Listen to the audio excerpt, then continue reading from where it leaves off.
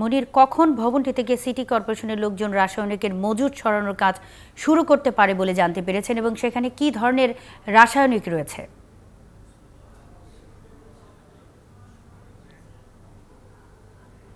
এটি এখন পর্যন্ত পরিষ্কার নয়।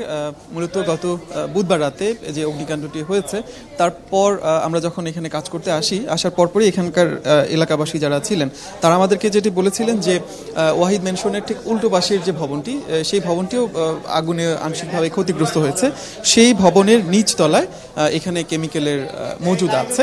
আমরা সেই সময়টা দেখেছিলাম যে এখানে আশপাশের ভবনের যারা বাসিন্দা রয়েছেন তারা এই বিষয়টি এখানে পুলিশের যারা কর্মকর্তা রয়েছেন এবং একই সাথে সিটি কর্পোরেশনকেও জানিয়েছিলেন যে এখানে ভবনের নিচে কেমিক্যালের মজুদ আছে, যেন এই কেমিক্যালগুলো এই জায়গা থেকে সরিয়ে নেওয়া হয়। কিন্তু আজকে আমরা সপ্তম দিনে দাঁড়িয়ে কথা বলছি সেই অগ্নিকাণ্ডের, কিন্তু এখন পর্যন্ত আসলে সেই কেমিক্যালের মজুদ এই ভবন থেকে সরানো হয়নি। আজকের দিনে যেটি হয়েছে যে দুপুরের দিকটায় আমরা দেখেছিলাম যে আপনি এখন ছবিতে যেই ভবনটি দেখতে পাচ্ছেন, যে গোডাউনটি দেখতে পাচ্ছেন, সেই ভবনের সামনের যে গেটটি সেটি খুলে দেওয়া হয় এবং ফায়ার সার্ভিসের কয়েকজন কর্মকর্তা এবং ভবনের কয়েকজন বাসিন্দা তাদেরকে ভেতরে যাওয়ার সুযোগ দেওয়া হয়। আমরা গণমাধ্যম কর্মীরা সেই সময় ভবনে ঢুকতে চেয়েছিলাম, কিন্তু আমাদের দেওয়া হয়নি।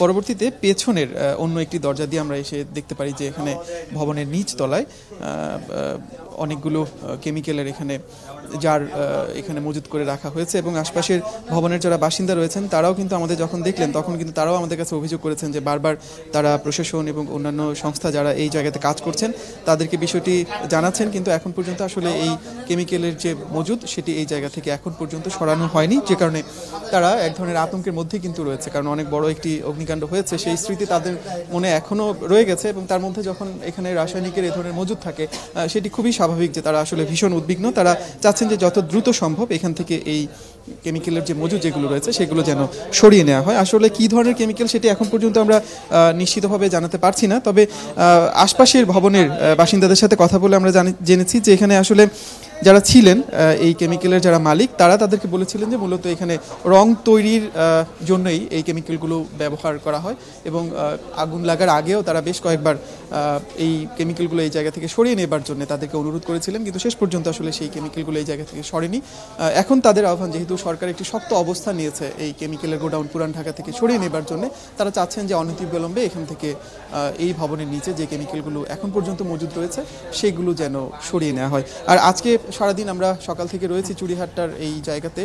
সকাল থেকে এখন পর্যন্ত যে অগ্রগতি সেটি বলতে পারি যে বুয়েটের একটি বিশেষজ্ঞ দল আজকে সকালের দিকটায় যে ক্ষতিগ্রস্ত ওয়াহিদ ভবন রয়েছে সেটি তারা পরিদর্শন করেছেন এবং সেই সময় আমরা জানতে চেয়েছিলাম যে আগুন লাগার যে কারণ সেটি আসলে তারা সুনির্দিষ্টভাবে কোনো কিছু বলতে পারেন কিনা। তারা বলেছেন যে সুনির্দিষ্টভাবে তারা বলতে পারছেন না, তবে তারা রাসায়নিকের যে বিস্ফোরণ সেটিকে আসলে গুরুত্বের সাথে বিবেচনা করছেন এবং বলছেন যে রাসায়নিকের কারণেই আসলে আগুনের ভয়াবহতা অনেক বেশি ছিল।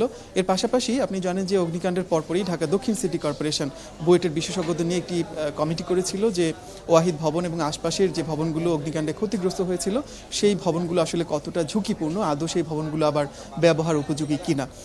আজকে যিনি বুয়েটের যে বিশেষজ্ঞ দল এসেছিলেন তার মধ্যে ডক্টর ইশতিয়াক আহমেদ নামে একজন ছিলেন, যিনি ওই কমিটির একজন সদস্য।